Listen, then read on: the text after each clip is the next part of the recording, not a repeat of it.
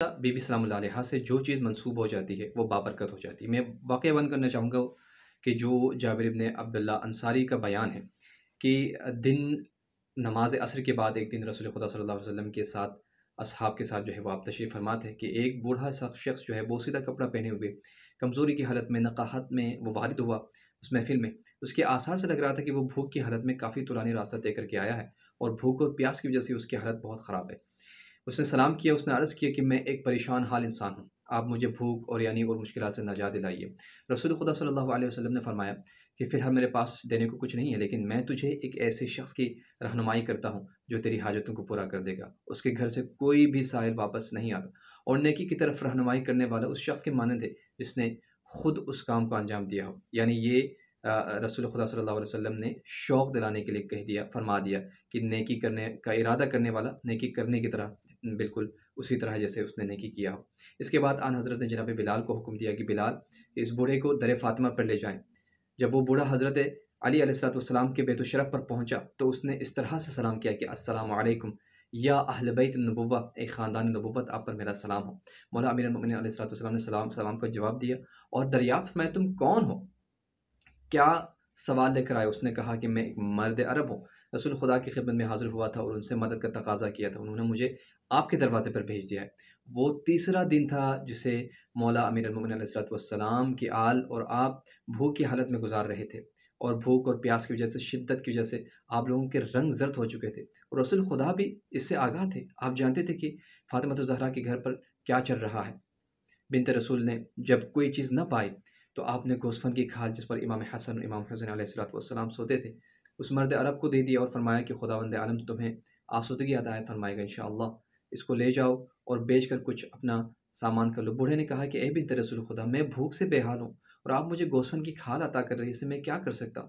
جیسے ہی فاطمہ الزہرا سلام اللہ علیہا نے یہ سنا، اپنا ہار جسے عبد المطلب کی صاحبزادی نے آپ کو ہدیہ کیا تھا، بہت قیمتی ہار تھا، اس مرد عرب کو دے دیا اتار کر۔ وہ بوڑھا ہار لے کر مسجد میں آتا ہے، اس نے دیکھا کہ رسول خدا صلی اللہ علیہ وآلہ وسلم اصحاب کے درمیان تشریف فرما ہے۔ اس نے عرض کیا یا رسول اللہ صلی اللہ علیہ وآلہ وسلم، آپ کی بیٹی فاطمہ الزہرا نے مجھے یہ ہار عطا کیا ہے اور فرمایا ہے کہ میں اسے بیچ دوں، ممکن ہے خداوند عالم میرے کاموں میں وسعت عطا فرمائے۔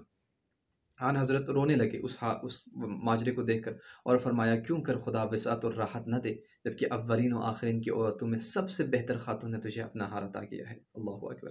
عمار یاسر رضی اللہ عنہ نے عرض کیا کیا آپ اجازت دیتے ہیں یا رسول اللہ کہ میں اس ہار کو خرید لوں؟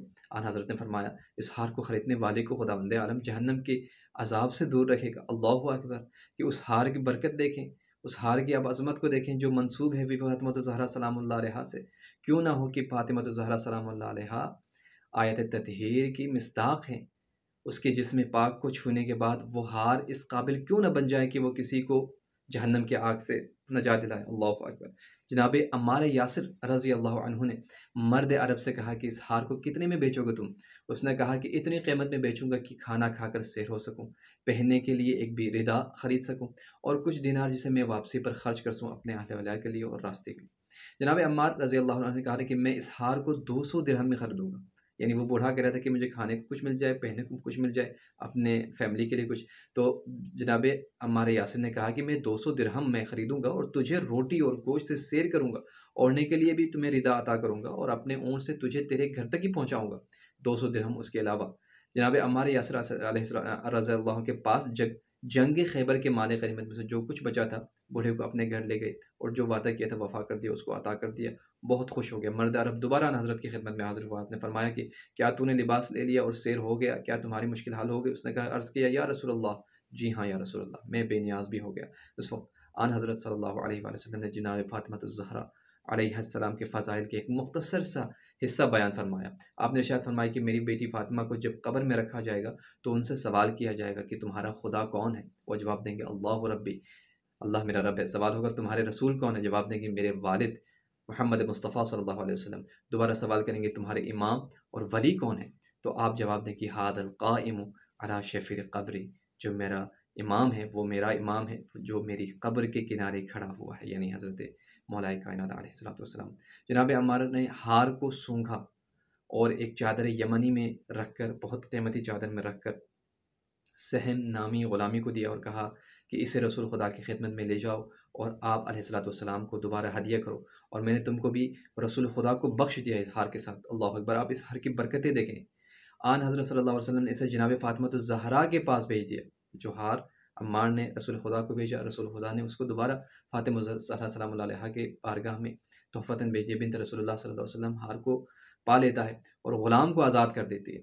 جیسے ہی ہار کو آپ نے دیکھا، آپ خوش ہو جاتی ہیں اور اللہ کا شکر ادا کرتی ہیں، اور اس غلام کو جو ہار لے کر آئی ہیں آپ کی بارگاہ میں، اس غلام کو جو ہے آپ نے آزاد کر دیا۔ یہ ماجرا دیکھ کر غلام ہنسا۔ فاطمہ الزہرا صلی اللہ علیہ وسلم نے اس کی ہنسی کا سبب دریافت فرمایا تو اس غلام نے کہا کہ میں اس ہار کی برکتوں پر ہنس رہا ہوں، تعجب کر رہا ہوں کہ اس نے ایک بھوکے کو سیر کر دیا۔ کس قدر بابرکت ہار ہے کہ بھوکے کو سیر کر دیا، ایک ہی وقت میں ایک فقیر کو بھی بے نیاز بنا دیا، ایک برہنے کو لباس عطا کیا، ایک مسافر کی تمام مشکل حل کیا، ایک غلام کو آزاد کرایا اور دوبارہ اپنے اصل مالک کے پاس واپس آ گیا۔ اللہ اکبر! یہ ہیں برکتیں۔